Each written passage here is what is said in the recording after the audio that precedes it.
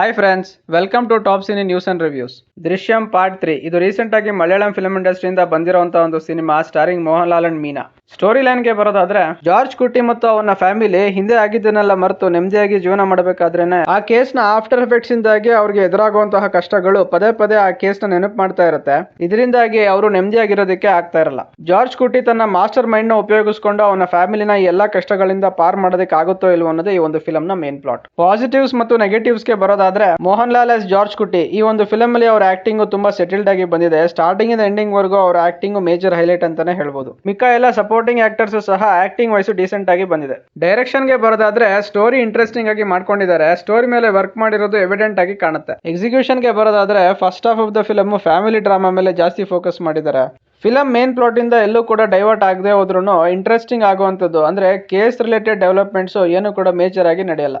Interval block ಅಲ್ಲಿ ಬರುವಂತಹ twist ಒಂದು ಬಿಟ್ರೆ ಇನ್ನೇನು ಕೂಡ ಫಸ್ಟ್ ಹಾಫ್ ಅಲ್ಲಿ ಎಂಗೇಜಿಂಗ್ ಅಂತ ಅನಿಸ್ಲಿಲ್ಲ. ಫ್ಯಾಮಿಲಿ ಡ್ರಾಮಾ ಪೋರ್ಷನ್ಸ್ ನ ಟ್ರಿಮ್ ಮಾಡಿ ಇನ್ವೆಸ್ಟಿಗೇಷನ್ ಅಲ್ಲಿ ಮೇಜರ್ ಪ್ರೋಗ್ರೆಸ್ ನ ತೋರಿಸಿದ್ರೆ ಫಸ್ಟ್ ಹಾಫ್ ಎಂಗೇಜಿಂಗ್ ಆಗಿ ಬರ್ಬೋದಿತ್ತು. ಆದ್ರೆ ಸ್ಲೋ ಆಗಿ ತಗೊಂಡೋಗಿದ್ರೆ ನನಗೆ ಬೋರ್ ಫೀಲ್ ಕೊಡ್ತು. ಸೆಕೆಂಡ್ ಹಾಫ್ ಅಲ್ಲಿ ಫಿಲಂ ಇಂಟ್ರೆಸ್ಟಿಂಗ್ ಆಗ್ತಾ ಹೋಗುತ್ತೆ. ವರುಣ್ ನ ತಂದೆ ಜಾರ್ಜ್ ಕುಟ್ಟಿನ ಸಿಕ್ಕಿ ಹಾಕ್ಸೋದಕ್ಕೆ ಮಾಡುವಂತಹ ಮಾಸ್ಟರ್ ಪ್ಲಾನ್ಗಳು, ಆ ಪ್ಲಾನ್ ಗಳಲ್ಲಿ ಬರುವಂತಹ ಒಂದಷ್ಟು ಟ್ವಿಸ್ಟ್ ಅಂಡ್ ಟರ್ನ್ಸ್ ಇಂದಾಗಿ ಸೆಕೆಂಡ್ ಹಾಫ್ ಗ್ರಿಪ್ಪಿಂಗ್ ಆಗಿ ಬಂದಿದೆ. ಫಿಲಂ ಎಂಡ್ ಆಗೋದಕ್ಕೆ ಇನ್ನು 30 ಮಿನಿಟ್ಸ್ ಇದೆ ಅನ್ನೋವಾಗ ಆಡಿಯನ್ಸ್ ಗೆ ಡೈರೆಕ್ಟರ್ ಒಂದಾದ್ಮೇಲೆ ಒಂದು ಗೂಗ್ಲಿ ಬಿಡ್ತಾರೆ.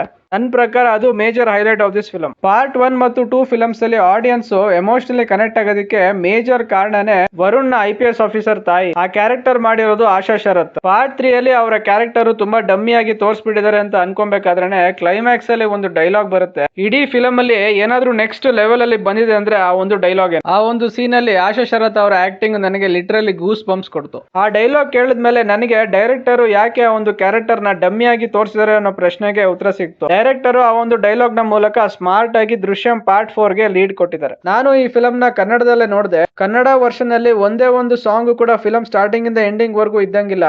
ಇದರಿಂದ ಮ್ಯೂಸಿಕ್ ವೈಸ್ ನನಗೆ ಡಿಸಪಾಯಿಂಟಿಂಗ್ ಅಂತ ಅನಿಸ್ತು. ಡಬ್ಬಿಂಗ್ ವೈಸ್ ಹೇಳೋದಾದ್ರೆ, ಕನ್ನಡ ಲ್ಯಾಂಗ್ವೇಜ್ ಡಬ್ಬಿಂಗ್ ಚೆನ್ನಾಗಿ ಬಂದಿದೆ. ಎಸ್ಪೆಷಲಿ ಮೋಹನ್ ಲಾಲ್ ಅವರ ಕ್ಯಾರೆಕ್ಟರ್ ಗೆ ಅವರೇ ವಾಯ್ಸ್ ಕೊಟ್ಟಿರೋ ಹಾಗೆ ಅನಿಸ್ತು.